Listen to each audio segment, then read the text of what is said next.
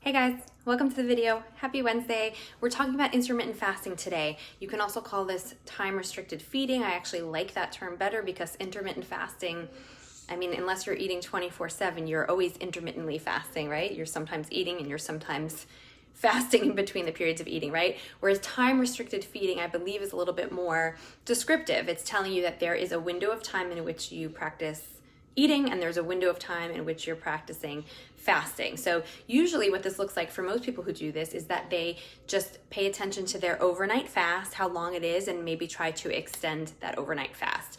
The reason that I said here is intermittent fasting over, is it donezo, is because you might have seen a bunch of headlines. I know this was published, all across different newspapers, New York Times, everywhere, because a study just came out in the JAMA and Journal of American Medical Association, saying basically that they don't think intermittent fasting or time-restricted feeding is effective.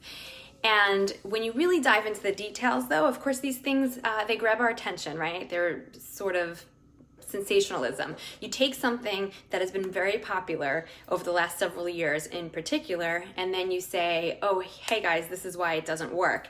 And everyone's up in arms, everyone wants to read the articles, right? So that's kind of how these things happen. But when you really dig into the research, there are a lot of flaws. There are a lot of flaws in the way in which they carried out the study. It was a good start, but it certainly wasn't comprehensive enough for us to be able to say that there's no benefits to time-restricted feeding. And in fact, there's plenty of science already out there that speak to why time-restricted feeding or intermittent fasting is beneficial or can be beneficial. However, I think that it is overused as a weight loss or fat loss tool, and it is underutilized as a health or longevity tool. So let me tell you why people might lose weight when they practice time-restricted feeding, and let me tell you why people might not lose weight when they practice time-restricted feeding. Let's start there.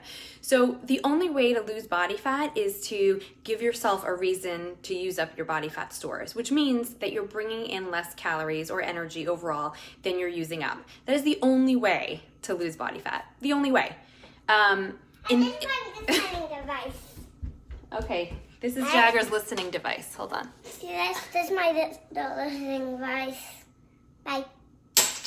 All right, why don't you go take your listening device and try it out over there. We're really into spying around here lately. So if you then are eating the same amount of calories and you're just condensing the time in which you're taking them in, you're not going to lose any fat or weight, right? No excess body fat is going to go. You're not going to lose any weight. I need coffee every day. Okay. Even kids. So that's why it might not work, right? So if you are just taking the exact same foods that you normally eat, the exact same types of foods, the amounts, all of that, and all you're doing is squishing it into a smaller window of time, nothing is going to happen in terms of your fat loss, weight loss, okay? However, why could it possibly help? Well, if you're using that window as a strategy to maybe skew it towards a time when you are in more control of your food intake, that might help you to actually cut down your overall food intake. So let me give you an example.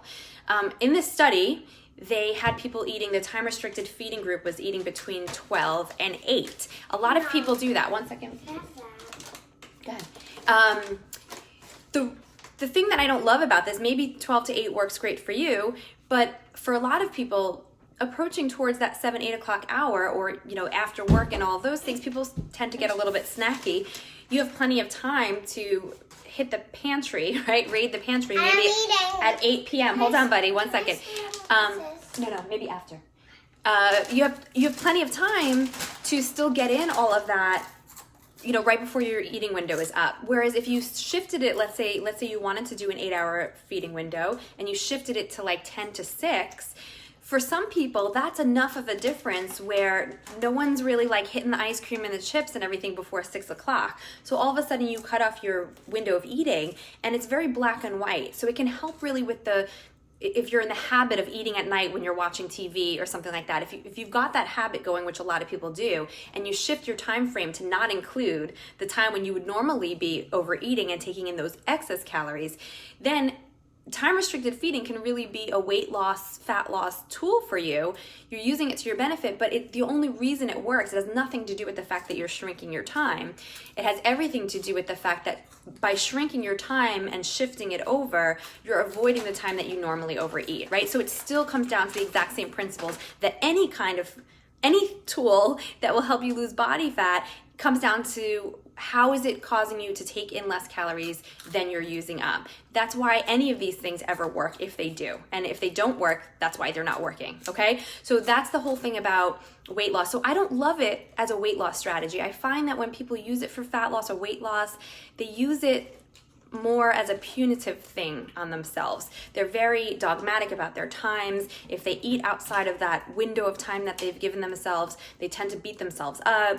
They tend to use language like, oh, it's 7 o'clock and I really want to eat, but I can't eat, right? So it's all of this like defeated language that people use when they're using this as a weight loss tool. So I don't really love it as a weight loss tool.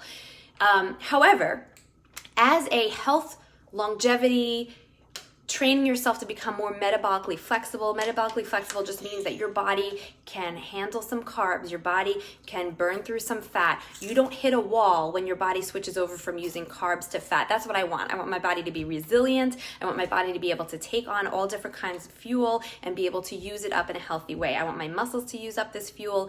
I don't want the excess fat just sitting there, right? We all need some fat, but I don't need the excess fat just sitting there. I want to eat and store some fat and then use it up at the very next opportunity when I go on my next walk or hike or something like that. That's a good fat burning sort of activity. And then I want to store some more, and I just want to keep using it and not have anything be stagnant there. So I want to be metabolically flexible.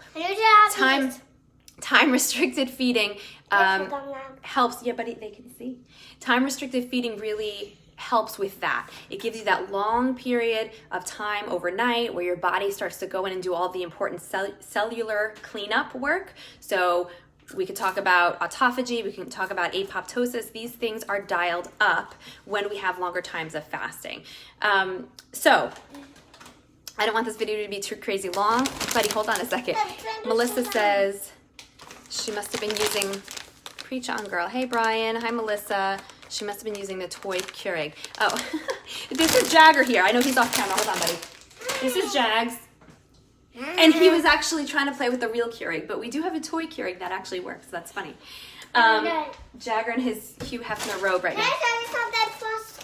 Yeah, honey, we're going to show them that at the end, okay? So anyway, sorry to make this crazy long, but my conclusion, just my personal opinion, but it's opinion based on tons of research that I've read, not just this one study, is that time-restricted feeding can be such an excellent tool for our health and longevity. Fasting in general can be an excellent tool. It is free.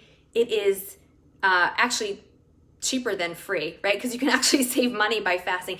Everybody has access to it. It's pretty simple to implement. It's important that you listen to your body. So I wouldn't just go overnight from eating dinner all the way up until you go to bed and eating breakfast in the morning and then say I'm going to do an 18-hour fast. I would not do that. I would start to ramp it up gradually, see how you feel. Consider this in the overall context of your stress levels, because it is a stressor on the body. It can be a very helpful stressor, but if you have all kinds of stress going on right now, extra stress going on right now, you don't want to add to that. That's just going to break you down, right? Our whole lives are supposed to be these cycles of work and relaxation, pushing ourselves and then recovering. And that's really important. So if you've got all push right now and no recovery, then pushing yourself for something else like an extended fast is probably not the best idea. Maybe put that on the back burner and try in a few months or something like that when you can. But if you can take it on and you can gradually do this and be okay listening to your body, I also recommend being flexible with it. So for example, for me, I don't have a certain time that I start eating or stop eating. It's super flexible. So if I've got a social thing going on and I want to be eating later at night, I'm okay with that. If I'm super hungry one morning and I want to eat earlier than I normally do other mornings, I'm okay with that. I just keep in the back of my mind that I want to give myself plenty of time to fast, to do all this cellular cleanup stuff. to give my body a break, to let my insulin levels come down, to become more metabolically flexible. So I keep that in mind, and knowing that it's something that I want to do. It's not something that I'm forcing upon myself, right? So that means some days I eat an early dinner and I'm done eating after that point. I might have some tea, seltzer water, whatever, but then I'm done eating after that point.